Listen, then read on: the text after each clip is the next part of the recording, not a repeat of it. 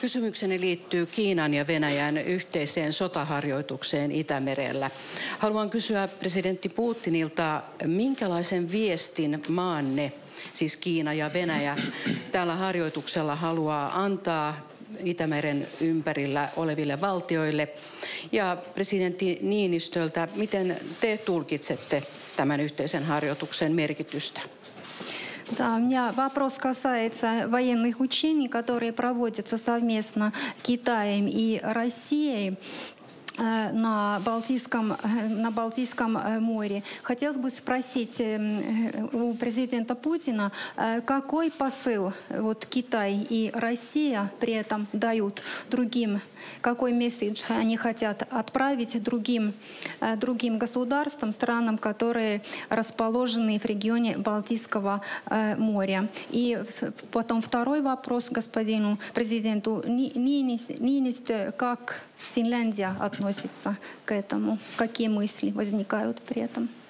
Что касается российско-китайского взаимодействия, то оно носит характер стратегического партнерства, полноформатного и очень широкого. Mitä koskee Venäjän ja Kiinan välistä yhteistoimintaa, se on strateginen yhteistoiminta, hyvin laaja ja mittava. Это касается экономики, политики, это касается военно-технического сотрудничества и чисто военного дела. Se koskee yhteistoimintaa taloudellisissa asioissa, poliittisissa asioissa. Se on sotilaallis-tekninen yhteistoiminta ja se on myöskin yhteistoiminta puhtaasti sotilaallisissa asioissa. Мы регулярно в течение уже многих лет проводим военные учения, участвуем в так называемых военных играх, соревнованиях на протяжении многих лет, повторяю, как на суше, так и на море. Monta vuotta me järjestämme yhteisiä sotaharjoituksia, sotilaallisia pelejä ja niin edelleen sekä maassa että merellä. Сотрудничество России и Китайской Народной Республики в своей совокупности, включая и военную составляющую, является одним из важнейших элементов безопасности и стабильности в мире. Venäjän ja Kiinan välinen yhteistyö, mukaan lukien sen sotilaallista ulottuvuutta, on eräs tekijä, joka takaa vakautta koko maailmassa. При этом оно не направлено против каких-либо третьих стран. Ja samalla se ei ole suunnattu miten kolmansien maiden vastaan. Мы не создаем ни военных блоков, ни военных союзов. Me emme perusta sotilaallisia blokkeja, emmekä sotilaallisia liittoja. В данном случае наши военные просто шлифуют свое мастерство. Tässä tapauksessa meidän sotilaat kehittävät oma mestaruuttaan. Взаимодействуют друг с другом. И это, повторю еще раз, хороший пример того, как нужно бы сотрудничать в любом регионе мира, в том числе и в районе Балтики. Toimivat yhdessä ja se on hyvä esimerkki siitä, millä tavalla pitäisi rakentaa yhteistoimintaa kaikkialla maailmassa, muun muassa täällä Itämeren alueella. Мы с уважением относимся к нейтральному статусу некоторых государств Балтийского региона.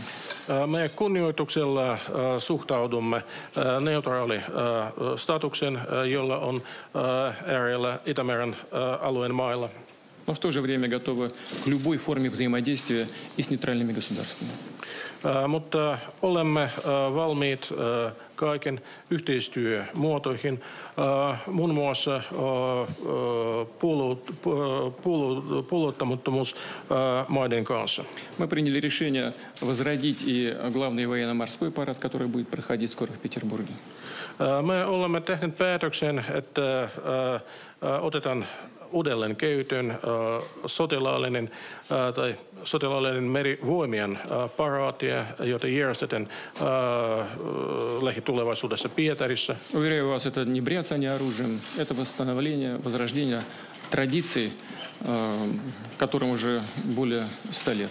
Voin vakuuttaa teitä, että se ei ole miten aseiden kilistelua tai näyttöä. Se on perinteiden jälleen rakentamista, sellaisten perinteiden, jotka ovat yli 100 vuotta vanhat. Собственно говоря, такой парад и проводился раньше, может быть, чуть в меньшем масштабе, в День военно-морского флота России. Aikaisemmin tällaista paraatia on monta kertaa järjestetty, ehkä ei niin mittavassa mittasuhteessa Venäjän merivoimien päivänä. И мы всех приглашаем полюбоваться, приглашаем в Петербург, посмотреть, как он будет организован, как он пройдет. Ja me kutsumme kaikkia Pietarin nauttimaan siitä, katsomaan siitä, millä tavalla se paraati on järjestetty. Готовы пригласить партнеров, страны региона, поучаствовать в этом мероприятии, готовы сделать его совместно. Olemme valmiit kutsumaan myöskin yhteistyökumppanit tältä alueelta osallistumaan tähän tilaisuuteen, tehdä siitä yhteisen tilaisuuden. Спасибо. Kiitos.